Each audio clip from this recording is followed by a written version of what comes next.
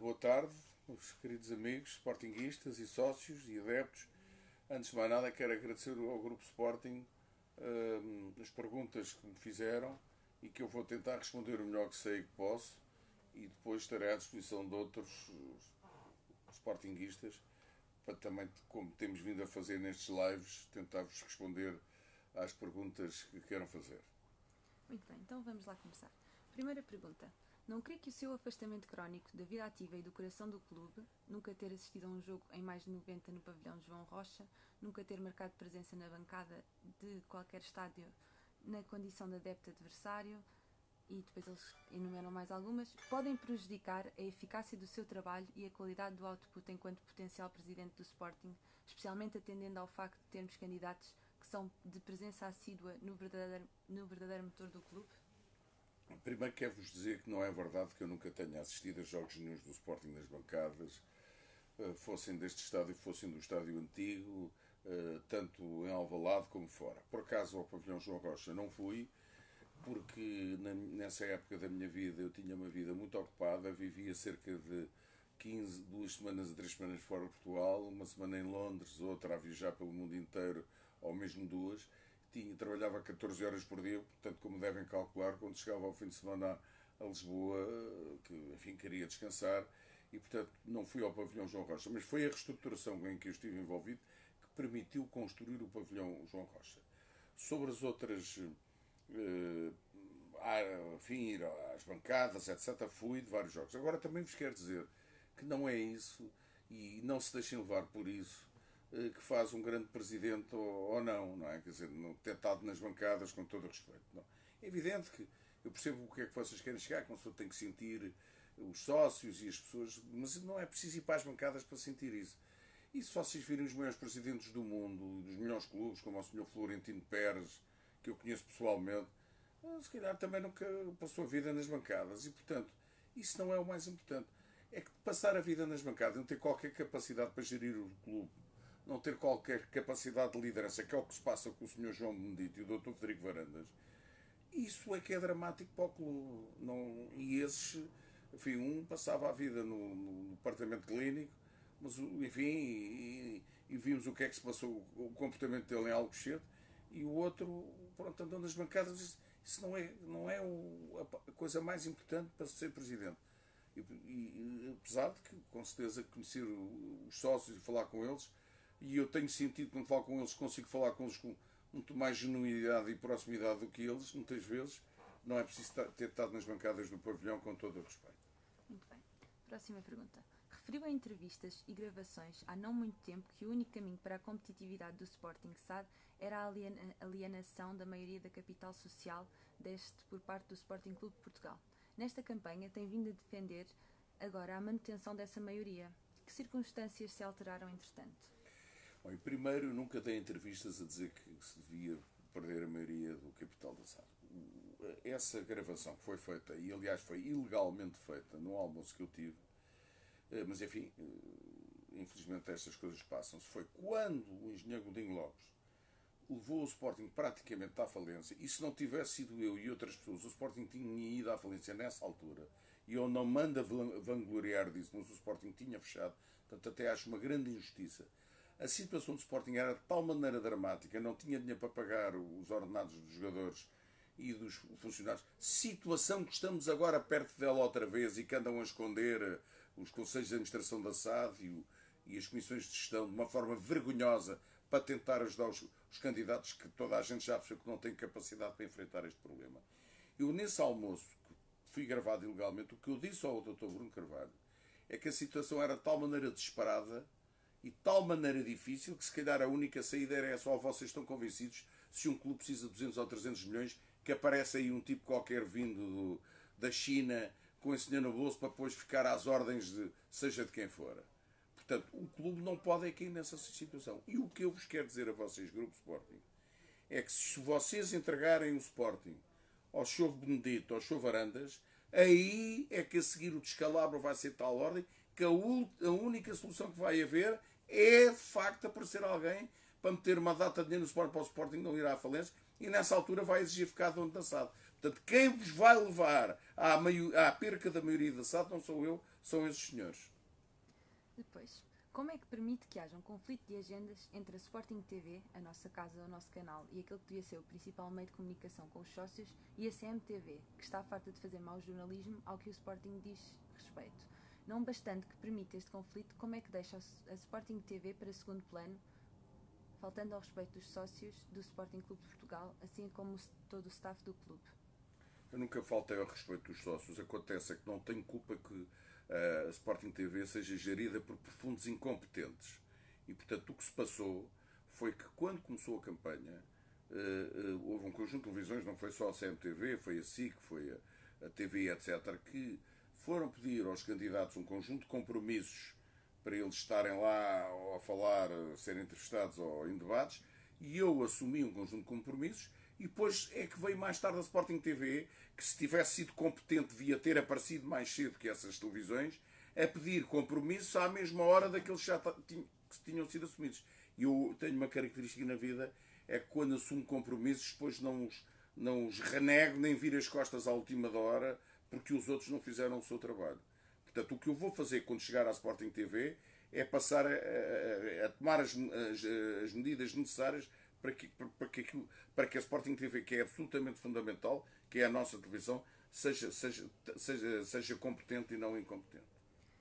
E depois temos outra pergunta. Porquê a escolha de José Eduardo para o homem forte do futebol? Se ganhar, é capaz de puxar homens de outras listas que sejam claras mais-valias ao clube? E depois dão alguns exemplos. Frederico Varandas como médico, manutenção Miguel Albuquerque nas modalidades, Roberto Carlos lista. Bom, sobre a primeira pergunta sobre o José Eduardo, eu já tive a oportunidade de explicar o seguinte. O José Eduardo foi campeão nacional pelo Sporting, com o Jordão, com o Manuel Fernandes, com outros jogadores. E ele sabe quais são as condições, e não mudaram, para que uma equipe seja campeã nacional.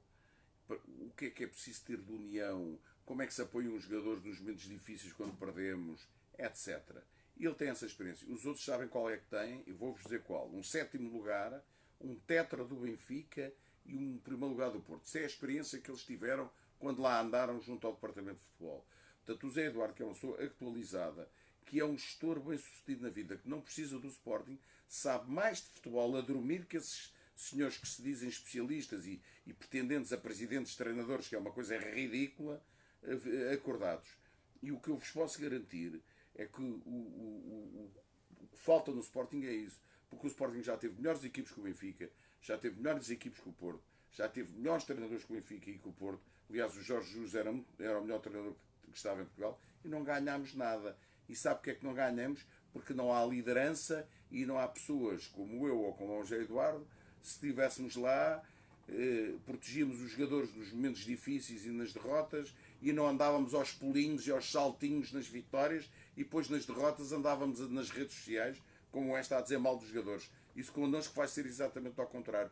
Vejam outros dirigentes, como é o caso do presidente do Futebol Clube do Porto, que é o dirigente mais titulado da Europa, vivo, que quando o Sporting eliminou o Porto na meia-final da Taça de Portugal, o Marcana mandou uma bola ao poste e a primeira coisa que ele fez foi ir ao balneário dar um abraço ao jogador. Isso é que é perceber de futebol, que é o caso do José Eduardo, e não desses meninos que andam aí e que a única coisa que aprenderam no futebol foi não ganhar absolutamente nada durante vários anos.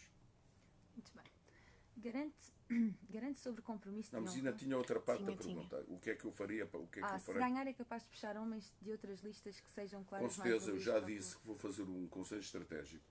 E se ganhar, e como espero, e nessa altura vou convidar as pessoas, os outros candidatos, porque eu acho que um dos maiores dramas do Sporting é esta esquizofrenia em que o clube se transformou, esta balcanização, esta fratura brutal, e que foi aprofundada no tempo agora do Bruno Carvalho, nestes últimos tempos do Bruno Carvalho, e que eu acho que é uma das razões principais porque a gente não ganha.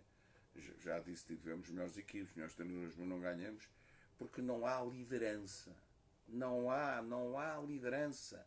Só se ganha a coesão e só se faz a agregação com liderança. E o Sporting tem tido más lideranças. E é isso que nós achamos que conseguimos fazer.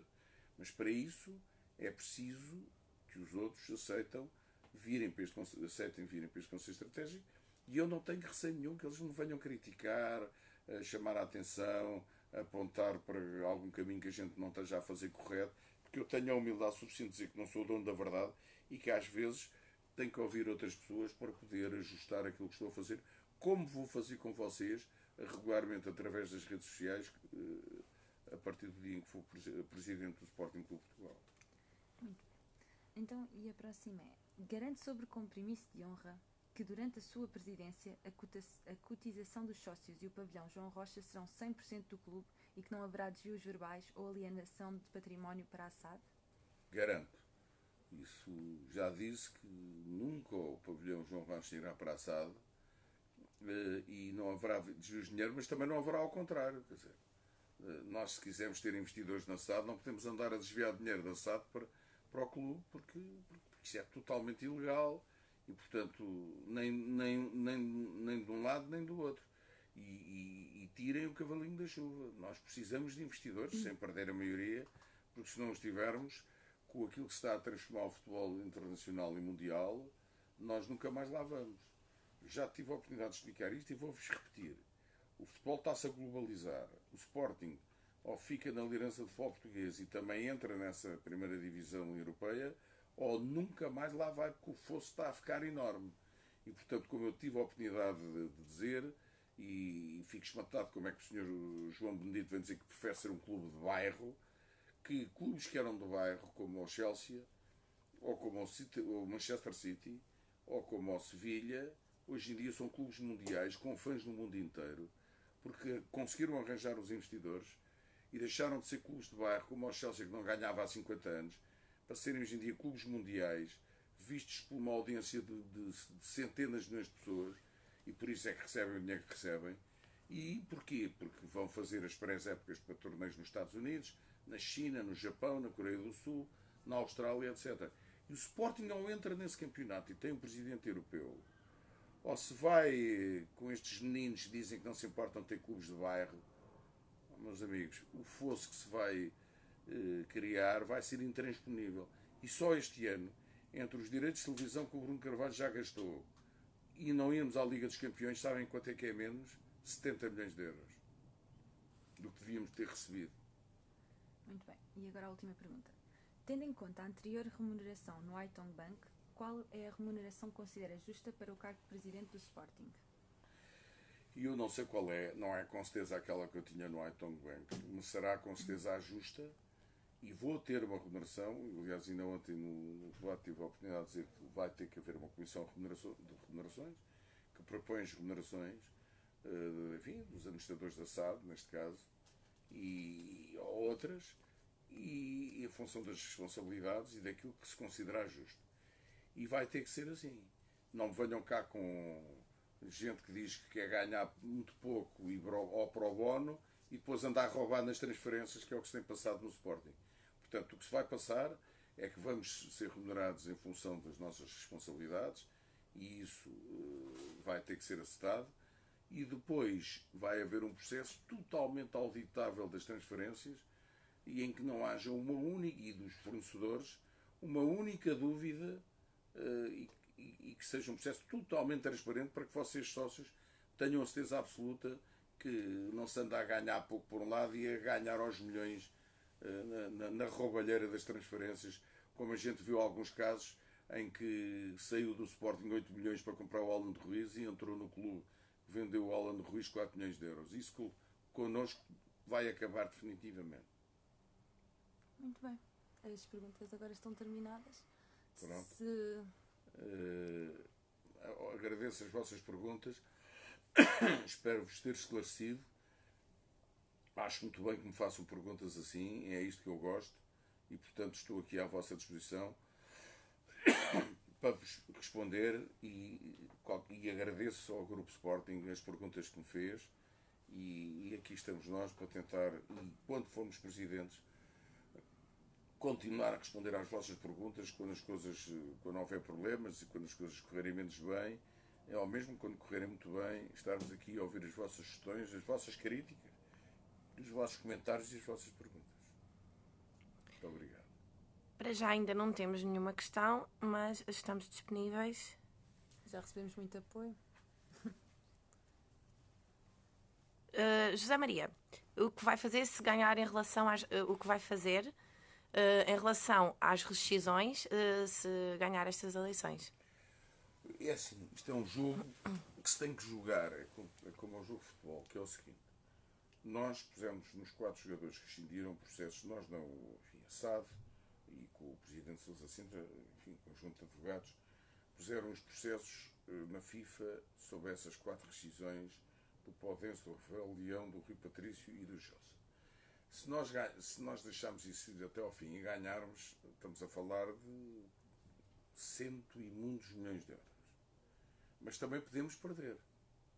E se perdermos, não só não recebemos um tostão, como ainda temos que pagar os salários desses jogadores até ao final dos seus contratos que tinham no Sporting.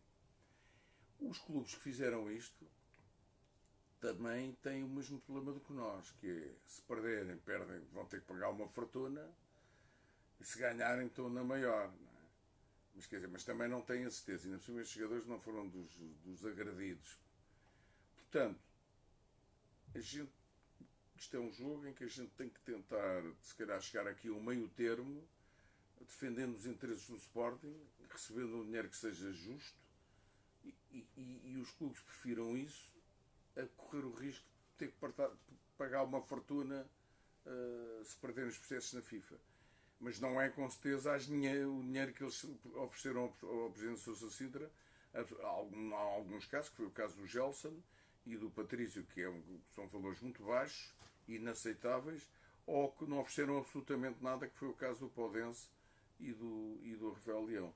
Portanto, em todos eles iremos negociar para tentar não ter que ir até às últimas consequências e arranjar um valor justo que defenda os interesses do Sporting e que também para os clubes não os faça correr o risco de chegar até ao fim e terem que pagar uma verdadeira loucura de dinheiro. Muito bem. Entretanto, se calhar aproveitamos, eu sei que o José Maria já respondeu a esta questão, mas se calhar aproveitamos também para esclarecer os nossos seguidores sobre a questão da NOS, que já tive a oportunidade de responder numa entrevista à CMTV anteriormente, em direto, mas se quiser falar novamente sobre isso e explicar o seu ponto de vista.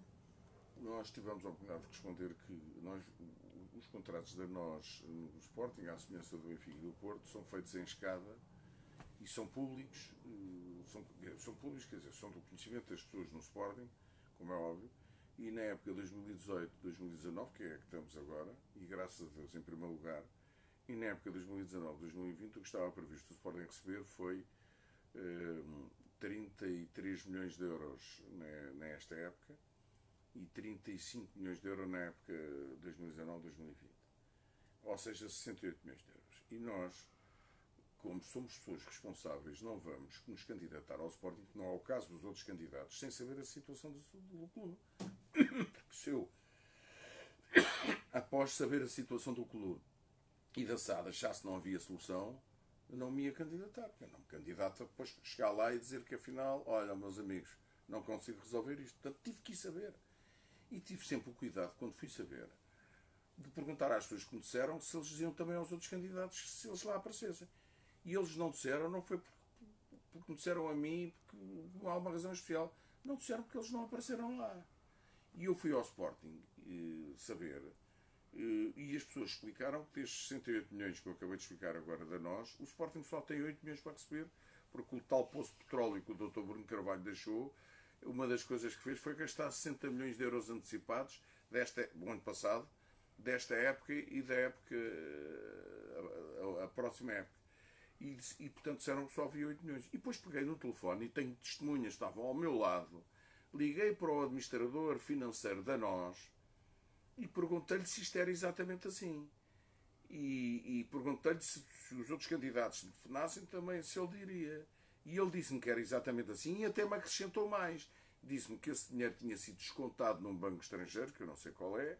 Portanto, o Sporting pagou no contrato da NOS destes 2 anos e chegou ao banco estrangeiro e disse, olha, você aceita adiantar-me este dinheiro e a nós, em vez de pagar a mim, Sporting, paga-vos a vocês? E esse banco aceitou. Isto foi-me dito pelo administrador financeiro da NOS. Portanto, quem está a mentir não sou eu. Porque eu não minto. Posso me enganar às vezes, mas mentir não minto. Muito bem. teremos mais algumas mensagens de apoio. Se quiser só falar aqui um bocadinho com os sócios sobre... Bom, eu vou falar sobre uma coisa. Primeiro quero agradecer todas as mensagens de apoio que vocês me têm dado e depois quero dizer o seguinte. Eu ontem no debate ouvi uma coisa extraordinária que não quis estar a responder para não estar a criar um mau ambiente, que é o seguinte. O Dr. João Benedito diz que foi para a Alemanha, para o Bayern de Munique, aprender e, sobretudo, aprender com a Academia do Bayern de Munique. Eu acho que isto é um enxovalho à Academia de Alcochete. Primeiro, acabou por dizer uma coisa que eu ando a dizer, que ele anda a aprender. Quer dizer, eu pergunto se vocês acham que o Sporting, nesta altura, pode ter um presidente que anda a aprender coisas que já devia saber e que é óbvio, como não sabe, é por isso que não pode ser presidente. Nem tem capacidade para tal. E depois vai para a Academia do Bayern de Munique aprender. Mas o que é que a gente tem a aprender com a Academia do Bayern de Munique? Quando a Academia de Alcochete formou os melhores jogadores do mundo, como o Figo e o Cristiano Ronaldo, e dos 11 jogadores que jogaram a final do Campeonato da Europa 2016, que nós fomos pela primeira vez campeões europeus, 8 desses jogadores foram feitos na Academia de Alcochete. Mas alguma vez a Academia do Bayern formou 8 jogadores da seleção alemã? Quer dizer, estão a brincar comigo. E, portanto, isto mostra bem. E é por isso que vocês têm que... Portanto, o primeiro é um enxovalho e uma ofensa à Academia de Alcochete e aos seus profissionais. Passam a vida, tanto eu como o Dr. Varandas, a dizer mal da Academia, que é das melhores coisas, dos melhores ativos que o Sporting tem.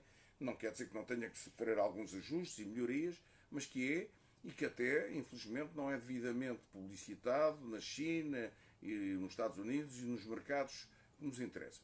E depois, além de andar a dizer mal, ainda vão visitar academias de outros clubes a quem a gente está 10-0. Isto é um enxovalho que passam ao Sporting e à Academia de Alcochete. Temos aqui uma questão do Rui Gonçalves que pergunta: como explica que hajam candidatos que apresentem projetos de modelos desportivos sem conhecerem a realidade financeira? Exatamente. É inconsciência, é impreparação e é o tal amadorismo. E uma espécie de estagiários. O Dr. Benedito foi estagiar para o Bayern de Munique agora, se não percebi. Faria melhor ter ido estagiar para Alcochete. Que me faz estar aqui a dizer porque é que eu me estou a candidatar. Porque eu não me considero a melhor pessoa do mundo. Também tenho os meus defeitos. Cometo os meus erros. E se eu visse outras pessoas com experiência, com capacidade, com traquejo para isto, eu não me candidatava. Porque exatamente o que me mete aqui, o que me causa grande ansiedade é se por acaso o Dr. Varandas ou o Dr. Benedito ganharem as eleições, vai ser um verdadeiro descalabro. E depois vamos ter o renascimento do Bruno Carvalho, com o descalabro que se vai formar, e o Sporting vai ficar do lado de cá do fosso, desde que eu estive a falar há bocado da globalização do futebol mundial, e vamos ficar a jogar com o Guimarães, o Braga e o Rio Ave. Por isso é que eu estou aqui a ser candidato. Mas tenho a consciência que há provavelmente pessoas muito melhores do que eu.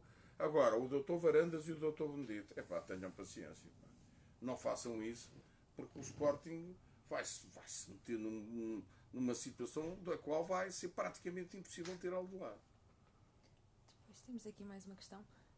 Qual a sua opinião em relação ao treinador Jorge Jesus? Acho que é um dos melhores treinadores de Portugal, o melhor, enfim, dos que cá estavam, é o melhor. Acho que é um treinador extraordinário, terá os seus defeitos, não há pessoas perfeitas, como eu também tenho muitos, mas tem uma coisa que eu acho muito rara nos treinadores e que vale ouro. É que além de ganhar, só não ganham no Sporting, lá está. Quer dizer, no Benfica ganham 11 títulos, portanto, como veem, o problema não é o treinador. Enfim, no Sporting ganhou 2 títulos, mas tem uma coisa extraordinária que é um treinador que sabe valorizar os jogadores como ninguém. E vocês vejam o que é que ele fez do Slimani, o que é que ele fez do João Mário, as evoluções que ele fez nesses jogadores e o que é que ele os valorizou para serem vendidos. Quer dizer, vender o João Mário por 40 milhões é uma coisa que só o Jorge Jesus é que conseguia. E o que é que ele fez do Bruno Fernandes? O Bruno Fernandes, que já era bom jogador, hoje em dia é 5 vezes o jogador que era. E, portanto, o que eu acho que o Jorge Jesus tem é uma capacidade para fazer evoluir os jogadores extraordinária e depois também é um ganhador. E, infelizmente, foi-se embora por causa da loucura que se instalou no Sporting e vamos lá ver. Espero que bem que não volte para um dos nossos rivais. Okay. Depois temos aqui mais uma questão do Caetano José. Valorizo muito a implementação sustentável e credível da marca Sporting Clube de Portugal em Portugal, Europa, exemplo, colónias, diáspora. Não basta ir para lá almoçar e deixar uns cascóis. E por que não novos mercados? O que se propõe a fazer? Isso é que é uma pergunta muito importante pelo seguinte, que vai ao encontro daquilo que eu disse. Nós, e aliás, começando pelos países de língua portuguesa, os ditos PALOPs, mas nomeadamente o caso de Angola, e é onde há mais capacidade económica, mas também Moçambique e os outros países, nós temos que investir brutalmente nessa relação para aumentar o número de fãs, de adeptos e até de sócios do Sporting e, sobretudo, para aumentar as nossas audiências televisivas. Mas não basta. Pois temos que passar a fazer como fizeram esses clubes de bairro, que eram de bairro, como a Manchester City, ou o Chelsea, ou o Sevilha, ou o Paris Saint-Germain. Temos que nos transformar em clubes globais. Para isso, temos que jogar a Liga dos Campeões e regularmente, e temos que ir a estes torneios de pré-época onde jogam os melhores clubes, nos Estados Unidos, na China, no Japão, etc. Porque aí é que vamos começar a ter adeptos. Em número muito maior, o que nos vai pagar muito mais pelos direitos de televisão. E é isto que os outros candidatos estão a 1000 léguas do paraíso, que ainda não perceberam o fosso que se está a formar entre esses clubes e os outros todos. E nós temos que conseguir fazer isto. Porque vejam o seguinte, hoje em dia já há jogos da Premier League que se jogam ao meio-dia para que os chineses vejam o jogo, os japoneses, os coreanos, etc. Porque já há milhões de adeptos desses clubes. E depois sabem o que é que se passa? É que um jogo desses é visto por 150 milhões de pessoas e, portanto, vejam bem o que é os direitos de televisão quando são 150 milhões de pessoas a ver ou quando são 1 milhão e picos quando é um Sporting Benfica. E é isto que nós temos que perceber. A nossa economia não tem capacidade económica para poder dar receitas em direitos de televisão, que são uma das principais receitas de uma equipe de futebol, que se comparem às receitas que os clubes já estão a ter, porque já têm fãs no mundo inteiro. E não me venham dizer que isto não é possível de fazer, desde que se tenha um presidente europeu e uma liderança com capacidade. Porque vocês vejam, o caso do Chelsea é um caso evidente que era um clube de bairro. Ou o Atlético Madrid. O Atlético Madrid há uns anos era um clube que se arrastava. Hoje em dia é um clube mundial. Tem adeptos no mundo inteiro. E é o terceiro ou o quarto, se não me engano, o terceiro no ranking europeu.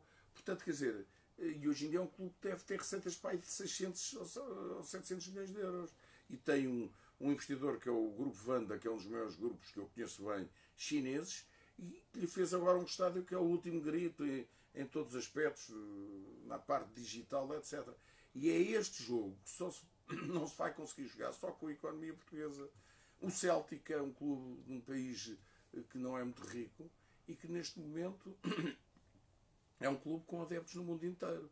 Porque também se conseguiu globalizar.